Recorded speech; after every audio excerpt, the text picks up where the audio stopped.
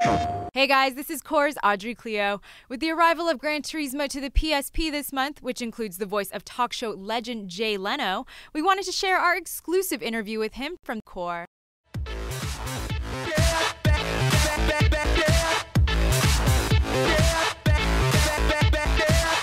With Gran Turismo coming to the PSP, revving up with 800 cars, 35 tracks, and running at a gorgeous 60 frames per second, this racing juggernaut is also boasting some serious star power. Late-night legend and auto enthusiast Leno. So I'm here at his Big Dog Garage in Burbank to chat with him about his involvement in the game, his passion for cars, and also taking a peek at his own collection of GT-worthy toys.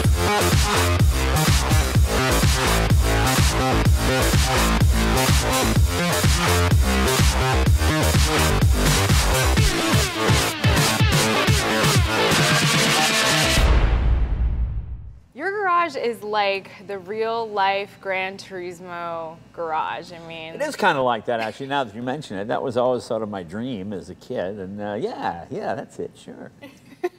How do you decide what car you're going to drive every day? Is it something you're just like you wake up and sure you're there are like, people with bigger problems, but you know what it is? All the cars here we've rebuilt and done ourselves, and some are obviously expensive classic cars like the F1 McLaren and some of that stuff. But a lot of them are just cars I like. I bought a Corvair ramp side for $600. It was up the street. I'm kind of like the Mia Farrow. When I see a car that needs to be adopted, I have to drag it home. No, I know you're a fan of the Gran Turismo game. Oh, it's a great game, yeah. What's your favorite thing about the game? The cool thing about Gran Turismo is, well, I'll give you an example.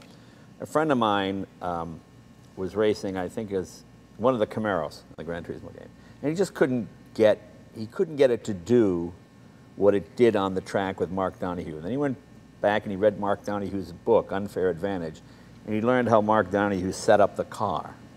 Well, he then set up his car in the game exactly the way Mark Donohue had set it up in the book, and he set the record and beat the time. And I thought, well, that was pretty cool. I mean, the game is that accurate and that sharp. That's what I like. And if you do what the real race car drivers did to your sort of virtual car, you can achieve the same sort of result, which I thought was pretty amazing. So tell me about your involvement in the game.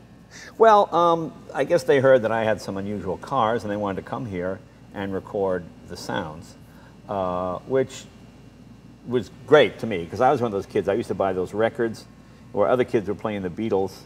I would have the record of the BRM 16-cylinder. My mother go, what do you listen to up there? Shh, Mama, you're the good part.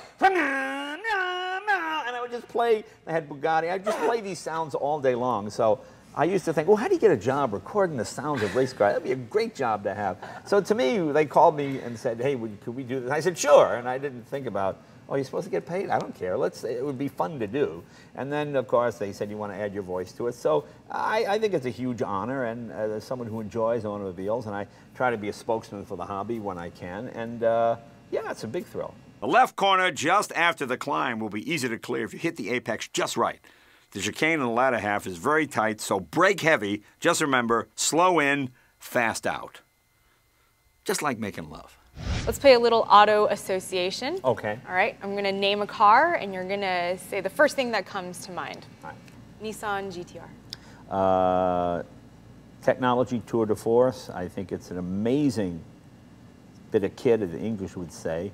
There's so much high-tech stuff crammed into it. If you didn't know what it was and you let your grandmother drive it or your mother drive it, they might think it's a Celica. You could drive it around town. It's not until you put your foot in it or click into one of the modes. You know, it's one of the few cars, because a lot of cars have comfort, street, and track mode. You press the 3 buttons and you go, there's not that much difference. And that car, it's like Transformer. You know, the whole thing, suddenly you're in track mode. Whoa, it's a whole different car. It physically transforms the car. Yeah. Corvette ZR1. Fast.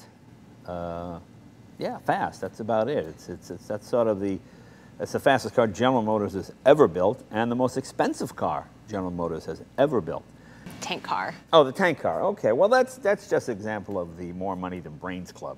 We had this huge M47 Patton tank engine, and we built a chassis for it. My friend Randy Grubb, he designed the body.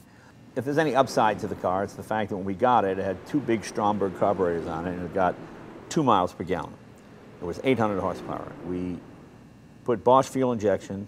We put 2 turbochargers on it. We put an Allison 6-speed double overdrive transmission.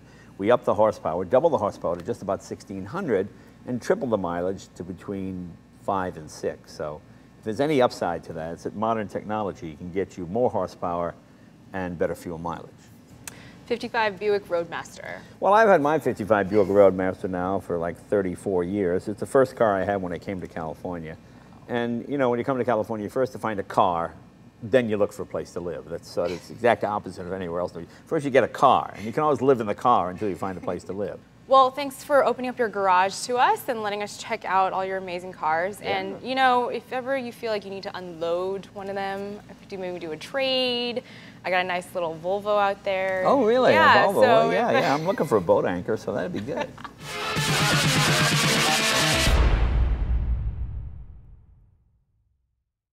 PlayStation